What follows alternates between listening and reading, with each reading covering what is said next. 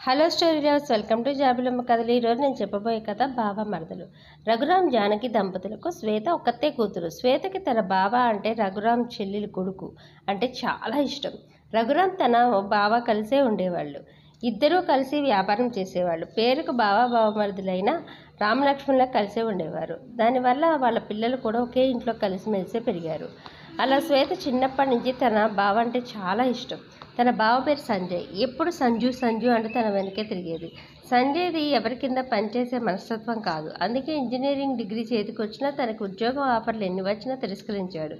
తనకి మంచి ఉద్యోగం వస్తే శ్వేతనిచ్చి పెళ్లి చేయాలని చూస్తున్న మేనమామకి సంజయ్ మీద చాలా కోపం వచ్చింది.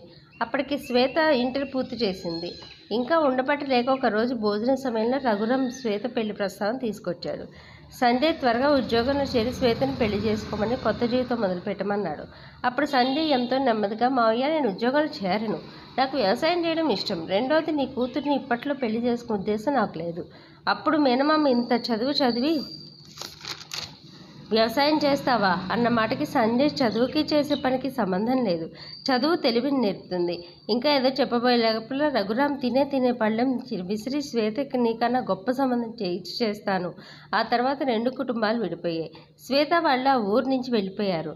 మేనమామ విడిపోయి పెట్టిన వ్యాపారాలన్నీ కష్టాలే. డబ్బు లేకపోవడంతో శ్వేతకి ఏ సంబంధం సెట్ అవ్వట్లేదు. అనుకున్నట్లనే సంజయ్ వ్యవసాయం మొదలుపెట్టి దానిలో మెలకువలన్నీ జాగ్రత్తగా నేర్చుకోసాగాడు. అలా రోజులు గడిచే కొద్దీ 10 మందికి తన ఉపాధి కల్పించాడు. ఇలా ఉండగా శ్వేత ప్రైవేటుగా డిగ్రీ పూర్తి చేసింది. ఏ సంబంధం కుదరకపోయేసరికి శ్వేత తండ్రి సంజయ్ని కలిసి వివాహ ప్రస్తావన తీసుకొచ్చాడు. మీ అమ్మాయి ఏమన్నా రంభా ఊర్వశ పెళ్లి చేసుకోవడానికి అని అవమానించాడు. అయితే తండ్రితో పాటు శ్వేత కూడా అక్కడే ఉండడంతో ఆ మాటలు శ్వేతకి చాలా బాధ కలిగించాయి. ఎలాగైనా జీవితంలో పైకి రావాలని గట్టిగా నిర్ణయించుకొని గ్రూప్స్కి ప్రిపేర్ అయ్యింది. అవడమే కాకుండా గవర్నమెంట్ జాబ్ కూడా తెచ్చుకుంది. ఆ ట్రైనింగ్ కోసమే ఇప్పుడు బస్సులో బయలుదేరింది. అయితే ఆ బస్సు బావ ఉన్న ఊర్లో వచ్చేసరికి బస్సు ట్రబుల్ ఇచ్చేసింది. అయితే అది మిట్ట మధ్య అయ్యేసరికి శ్వేతకి బాగా ఆకలి అనిపించి బస్సు దిగింది. అయితే అది పక్క పల్లెటూరు కావడంతో ఒక్క హోటల్ కూడా లేదు, ఎక్కడ ఫుడ్ దొరకలేదు. ఇంకా బస్సు బయలుదేరడానికి 4-5 గంటలు పడుతుండగా కండక్టర్ చెప్పేసరికి బస్సులో ప్రయాణికులందరూ ఉసూరుమని బస్సును తిట్టుకుంటూ నీరసంతో కుప్పకూలిపోయారు. అయితే అనుకోకుండా కొంతమంది యువత ప్రయాణికులు పులిహోర పొట్లాలు, వాటర్ బాటిల్స్ అందించారు. అప్పటి వరకు బస్సును తిట్టుకున్న ప్రయాణికులు పులిహోర పొట్ల, వాటర్ బాటిల్ అందుకొని ఇచ్చిన వారిని పొగడ్డం మొదలుపెట్టారు.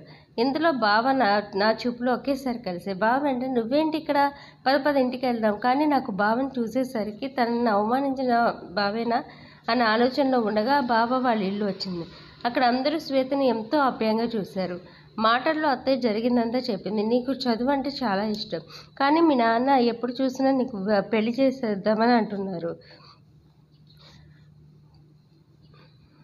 పెళ్ళి చేసే ఉద్దేశం ఉండేసరికి నీ కోపం కలిగించే మాటలు మాట్లాడాడు. నువ్వంటే వాడికి చాలా ఇష్టం. నీ కోచింగ్ డబ్బులు తక్కువైనప్పుడు కూడా అదే సమయంలో వాడు సహాయం చేస్తాడు. వెంటనే ఒక్క నిమిషం కూడా ఉండలేని శ్వేత పరిగెత్తుకొని వెళ్ళి బావ దగ్గరికి వెళ్ళి గట్టిగా హత్తుకుంది. మీకు మా కథ నచ్చితే లైక్ చేయండి, షేర్ చేయండి, సబ్స్క్రైబ్ చేసుకొని నాకు సపోర్ట్ చేయండి.